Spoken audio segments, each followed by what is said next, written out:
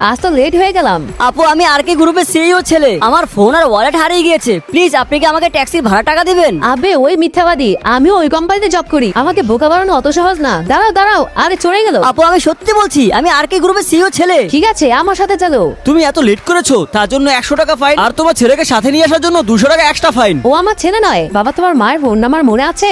আমার মা নেই, এই জন্য স্কুলের সব বাচ্চারা আমাকে অনেক কথা বলে। সরি বাবা। আপনি চিন্তা করবেন না, আমি এই মেয়েকে কোম্পানি থেকে বের করে দেবো। আর কি বলছে? স্যার ঈশা প্রথম দিনই লেট করে এসেছে, ওইসব বাদ দাও। তুমি ঈশাকে বলবে আমার জায়গায় ম্যামকে ও রিসিভ করবে। আরে স্যার তোকে কিছু বললো না। মাম্মা আমি আরো খাবো। বাবা তুমি আমাকে মা বলো না। খাওয়ার জন্য ফাইন লাগবে। তুমি কি শুধু ফাইন নেওয়ার জন্য অফিসে আসো? ঈশার বাচ্চা এখন তুই দেখবি বস তোকে অফিস থেকে বের করে দেবে। আমি কতক্ষণ ধরে অপেক্ষা করছি, তোমার কোম্পানি থেকে আমাকে নেওয়ার জন্য কেউ আসেনি কেন? সরি ম্যাম, যে মেয়েটি আপনাকে রিসিভ করবে সে জানি না কোথায় হারিয়ে গিয়েছে। চলো বাবা, এখন ভালো করে পড়াশোনা করবে। তুমি ক্লায়েন্টকে নেওয়ার জন্য কেন যাওনি? আপনি কেন বলেননি যে ক্লায়েন্টকে নেওয়ার জন্য যেতে হবে আমাকে? আরে এটাও কি আমার ভুল নাকি? কি হচ্ছে এখানে? স্যার এই মেয়েটি ম্যামকে রিসিভ করার জায়গায় এই ছেলেটাকে নিয়ে টাইম পাস করছিল।